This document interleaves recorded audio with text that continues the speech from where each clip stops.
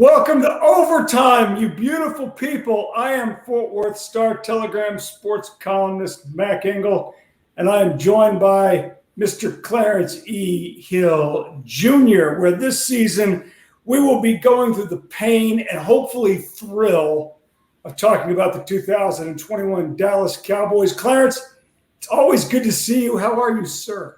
I'm well, and looking forward to this and Cowboys Overtime with Mac and Clarence. Let's get it started. All right.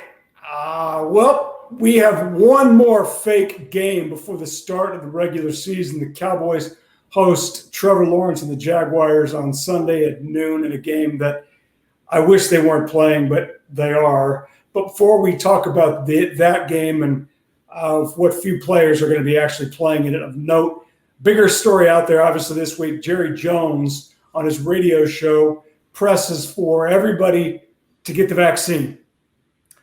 Jerry has made no bones about it that he is a pro-vaccine guy. We have seen other teams, most notably LSU, say you are not going to LSU home football games unless you are vaccinated. Clarence, why has Jerry Jone stopped there? He is obviously pushing for this, but he has not gone so far as to do what LSU and the Las Vegas Raiders have done, which is say, you ain't getting in without the shot. Yeah, and there's two different things. And obviously, Jerry is kind of trying to go lockstep with the governor on the mask policy at the stadium. He does hope, and he's pushing for the vaccine, he does hope that the fans in the stand will be vaccinated. He believes that there will be more vaccinated fans this year, more vaccinated fans at the stadium. Certainly there wasn't a vaccine last year, but he does hope that the majority of fans will be vaccinated. He's certainly pushing for the vaccine. We know that he is pushing for his team to be vaccinated. He says that 100% of the Cowboys are in the vaccine protocol. They're not completely vaccinated, but I believe they all got one shot, and you're not fully vaccinated until you had both shots. But the coaching staff was fully vaccinated. The players are en route to being fully vaccinated. And this past week, is a perfect example of why it's important. You have now, I think it's now 6 players who are in the protocol. 6 Cowboy players in the protocol right now. And that means they have to miss practice and potentially miss games. The good news that it's happening in the preseason. But if it's the regular season, you're talking about guys. CeeDee Lamb is one of those guys. The defense coordinator, Dan Quinn, is another. They could potentially miss games because of the vaccine. The good news, if they're vaccinated, it's mitigated how long they'll be out, and they have the chance to be back. Clarence, should we go ahead and just expect that the Cowboys and all the other NFL teams, they're going to lose players to COVID protocols? Because I got to tell you, I didn't see this coming. I need to preface that by saying every time I have made a prediction about COVID, okay, we're done, see the light at the end of the tunnel. I never thought in March that we would be here on August 25th talking about this the way we are still talking about this issue. I thought it'd be done, be in the rearview mirror, and we'd be on our merry way. Every time I've guessed about this, I've been wrong. So now, are we going to see any shade of a repeat last season when guys are missing games, and maybe even the delay of some games? Like we had Wednesday afternoon football, which I love that, by the way. Are we going to see that? Well, first of all, breaking Star-Telegram news, Mac Engel is not Nostradamus. He cannot see the future. Just want to let everybody know, Mac can't see the future. Neither could Dr. Fauci. Just remember last year, we think, let's get through last year. Let's get to January. Right, it's January. Okay? No one saw this coming. No one saw the Delta wave and all the Gamma wave and whoever else, the Omega wave. United, coming. American Spirit. No one saw this coming, but there are things you can do to mitigate it. Let's get the vaccine. No, okay? I'm not arguing about that. No, let me finish. I'm just saying, are we going to see? Yes, it's going to impact players. Yes, because there are going to be players that are unvaccinated. There will be players who are vaccinated who get it. So yes, it's going to be a problem, but it won't be as big of a problem as it was last year because now 90% of NFL players are vaccinated. Okay. Unlike last year when no one was vaccinated, didn't have the vaccine, and so you had to sideline team the game. People who are vaccinated, if you don't show any symptoms, you're not out as long. Okay, you won't be you come back after a couple of days if you pass a COVID test. So it's a different deal. And so the NFL, one reason why they're mandating, players get vaccinated, and they're also punishing players and teams, if they have to miss games, because they don't want to miss games. They don't want to lose money. Jerry Jone doesn't want to lose money. The NFL doesn't want to lose money. They're not going to postpone games. If you have a vaccination breakout in your locker room, okay, first of all, your team has to forfeit that game. Second, no one gets paid. Thirdly, the team that's the source of the vaccination gets fined by the league. The NFL is doing everything they can to avoid all of that, putting all this pressure on the players and teams to mandate vaccinations so they won't miss games. So there will be people who get back, who come down with COVID. I don't think the number of games missed will be as much as it was last year. So that's what they're focused on. That's what they're trying to do. That's what they're trying to avoid. One reason why Jerry Jones and all these owners are pushing the vaccine. Last question I'm going to ask you about this, then we can move on to a different topic. We have seen some reluctance amongst some players, not just in the NFL and other sports, but since we're talking about the NFL, do you think this changes the fact that the FDA came out and approved the Pfizer vaccine, the Pfizer COVID vaccine? Do you think the fact that the FDA came out and said, hey, we're good to go, it's okay, do you think that changes the minds of anybody in the NFL who is reluctant to take it? Or do you think this move the goalposts and they'll find some other reason not to do it? No, it doesn't. I don't think, it being approved changes anybody's mind, because these people are stuck on these conspiracy theories and Facebook doctors and everything else. Things that are not approved, FDA approved, that people use all the time: baby formula, okay, vitamins, shampoo, alcoholic beverages, and essential oils. You know how many people are into essential oils right now? That's not FDA approved. They use it all the time. So the fact that it's FDA approved is not going to change the minds of the people who are into this conspiracy theories, that listen to these Facebook doctors and whatever else. That's not going to change anything. But again, the thing that the Cowboys, certainly anybody in the family, it's not just about you. It's about your team. No, and I'm with you on that. And listen, and so that's what you hope is going to change people's minds. I think Kirk Cousins came out today, big Minnesota Vikings quarterback who's anti-vax, said he's going to revisit the vaccine now. Okay, the regular season's coming up. Cam Newton is already getting ready to lose his starting job because he's not vaccinated. It's going to cost players their jobs, going to cost teams games. That's what's going to force teams and players to do it. It shouldn't be the same thing in life. Okay, you know what? It's about your neighbor and about your family. I want to say this. I agree with what you're saying, and I want to say this is what's frustrating me about the NFL and the NFL player stance. And I sort of cross-checked my opinion about this with a former NFL offensive lineman. My frustration with Cole Beasley, who has by far and away become the face of the NFL's anti-vax movement, right, with his outspokenness on social media and Twitter and things like that, about being reluctant, hey, it's a choice and all that, is the outright hypocrisy of NFL players, especially guys who are in their second contract, near in or over the age of 30. God knows what they've already put in their body to get ready to play an NFL game on Sunday. Right? God only knows, because they don't know. The supplements, all the supplements people taking off season. Don't sit here and tell me that you need more time to do research on a medication, because you weren't doing research on that crap to begin with. Your Toradol and everything else. Say Sunday, and it's not. And so to sit here and find religion on this, but not all that other crap, no, I don't waste my time with that. All right, let's move on to another subject, because you and I could sit here and whine about this all day. Clarence, you are the leader of the Dallas Cowboys Kool-Aid Brigade when it comes to their defense. Oh, they're going to be better. They're going to be better. You and I are in the press box on Saturday night's game. No, you're not. It's PC. You're not supposed to say Kool-Aid. You're not drinking the Kool-Aid is not approved these days. We'll call it Yingling. Okay, Yingling's now available in Texas. So you're not supposed to say that anymore, Mac. Okay, fine. We're at the game on Saturday night. We're sitting there talking about, you're like, oh, the defense is a lot better. And I'm like, no, I'm not buying that. Okay, you got your platform, you have the internet, an endless amount of time and space. Convince me why one of the worst defenses in the NFL is going to be better in 2021. The floor is yours. It's called gravity, Mac.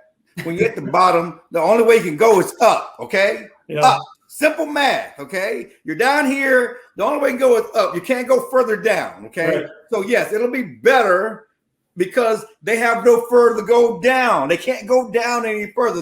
Let's start there. Let's start there. That's the positive. So we're building on. The building hope is getting worse. Okay. Exactly. Okay. Exactly. Okay. So let's start there. And then let's move on to something a little more tangible. Micah freaking Parsons. Looks like a player, doesn't he? Micah freaking Parsons. They have built and the thing is, this is a perfect example. The Cowboys fall into stuff. Jerry Jones' Cowboys don't plan for stuff. They fell into Tony Romo. Okay. Fell into Dak Prescott. Yep. Okay, they didn't want Micah Parsons. Okay, no, they didn't. They wanted a cornerback. Yeah, they wanted to help this team is a cornerback. Okay, we need a cornerback. That's our biggest need. We're going to draft one of these top 2 cornerbacks. Well, they were gone. Micah Parsons falls in their laps. Micah Parsons may be the best defensive rookie made. He's the odds-on favorite to win defensive rookie of the year. If you see how the Cowboys are using him, you know, I talked to Dan Quinn the other day. He's like a mad scientist. How he's using him in different spots. He's gonna have a middle linebacker. He's got him edge rusher. He's gonna have an outside linebacker. He's having mugging the A gap and blitzing from the inside. They're building things around Micah Parsons. The guy is a 250-pound linebacker with 4.3, 4.4 speed. Looks like he shot out of a cannon. He's a playmaker. The thing that the Cowboys didn't have in the past was playmakers, bad mofos, if I can say that. You know, who are going to get after the football and create havoc. That's another reason why you can think that this defense is going to be better. And then you look at the other positions, they're deeper in different spots. The safety position, we've been talking about the safety position for years, okay? 12 years since Darren Woodson retired. For years. But DeMonte Kazi, Malik Hooker, former first-round pick for the Colts, was pretty good. Yep. But when he's healthy, from Ohio State, Donovan Wilson, Jaron Curse, they got 4 decent playmakers there. Hey, I'll buy Donovan Wilson. Former Texas A&M guy's got a big chip on his shoulder because he was a 6th round pick a couple years ago. If you tell Donovan Wilson, stay here and down towards the line, he's a good player. It concerns me about Donovan Wilson. He said, okay, we need you to cover that guy. They haven't had competent cover safeties since Woody. Okay, but that's what Kazi and Hooker are. They're free safeties. Okay. That's what they are. And Malik Hooker's a good player when he's healthy. Right. And when Kazi was so good, the Falcons said bye.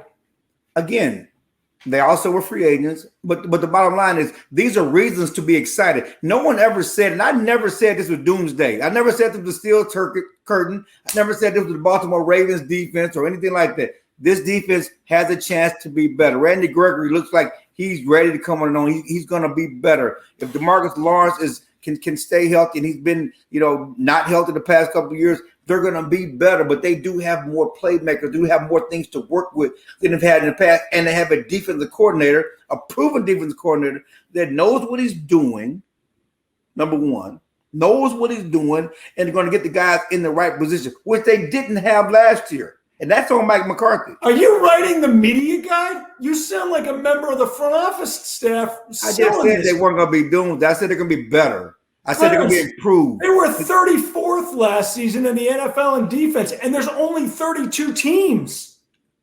I'm not talking about better. I'm talking about they're going to be good enough that it's not going to have to be Dak Prescott throwing for 7,000 yards in 2 games just so they might have a chance to be 1-1. Listen, son. Listen, man. All right, come on, father. Listen, grandfather. Listen, Linda. Listen. Just listen. Listen with your ears, not your mouth. Okay, they're going to be better. The big question, it remains the big question on this team: can they be good enough to slow someone down so they can play complementary football with the offense? Yes, we won't know that until the season starts. No one will know that until the season starts. But all we can do is go on what we've seen. The defense has been ahead of the offense throughout the preseason, throughout training camp. The defense has been ahead of the offense. They have looked better than the offense in preseason games. Certainly, the offense has been without Dak Prescott. It's been without Amari Cooper and those guys. The first team offense has not been there, but the defense has been better. So you have to have something to build on. From that standpoint, you can say that the defense looks like it's going in the right direction. There's no guarantees that this. Oh, don't give me that that qualifier junk. Come with an opinion. Tell me they're going to be better. I just said they're going to be better. No, I've said that from the beginning. Like I opened this conversation with them being better. I never said they were doomsday. I want a number. I don't want gimmick names from the 70s. Ravens with Ray Lewis. Don't you? How dare you call the doomsday a gimmick? I'm not. I don't want gimmick names out of you to duck an opinion. You're telling me they're going to be better. 29th is better. They'll be middle of the pack. They'll be middle of the pack. There we go. Thank you. They'll be middle of the pack. Okay, that's it. You did it. Mission accomplished. And they got a bad mofo in Michael Parsons. I think Michael Parsons is going to be a player. The red flag on him. He's a rookie. He's never played 17 games before in a regular season. Lane Van Der Esch, can he stay healthy? Jalen Smith. What is Jalen Smith? The middle of that line. Neville Gallimore looked like he was going to be a player until he dislocated his arm against Arizona in the fake game a couple weeks ago. Tank Lawrence, if he can stay healthy. Well, he's probably not because he's older. Randy Gregory. Forget all the other stuff. Can he stay healthy? I will use the Otto Strong line. Not the Legion of Boom, but the Legion of Whom. Let's go to the last subject before we move on our merry way. Clarence, ESPN reporter, NFL savant Adam Schefter said last week during an NFL telecast that he's hearing that Dak Prescott is not going to be all the way back in 2021, to which I say, yes, he's probably right. Only because that injury was sustained on October 11th. And if you look at most serious injuries, they take about a year plus. And I didn't write this in I didn't make this analogy in the Fort Worth Star-Telegram, but when I was watching the NBA playoffs this summer and certainly the Olympics, you're watching Kevin Durant now. And Kevin Durant looks like Kevin Durant before he blew out his Achilles when he was with the Golden State Warriors. That injury takes a long time. Now, I know Durant's injury is not Dak's injury, but serious injuries are serious injuries, and they take time. My estimation is that we're not going to see Dak, the kind of player we were accustomed to watching, until November 1st to December-ish. You, however, unwisely disagree with me. Why? When did I disagree with you? You were telling me the other night, oh, no, he'll be back. He's going to be back better than ever. Okay. Better than ever. First of all, see, nuance is lost on you, which we learned that. Better than ever is not. Nuance is lost. I said the ankle will be stronger. Okay, they have a plate. If he gets hurt again, the ankle is strong. They have a plate in the ankle. He may get hurt on another part of his leg. He won't get hurt where that break was. Okay, that ankle is stronger than it was. And I've watched Dak throughout the preseason. He is running and moving and cutting without any limitation, without any questions about the ankle. Certainly when you have not played since last October, and that's the only fear about what's going on with the preseason. He's not had any real snaps with the first team. The good news is the Cowboys, and you haven't even brought up the strained shoulder, but the fact that the Cowboys, have said from the beginning it's not serious. They said from the beginning that they were ramping him up for the season opener.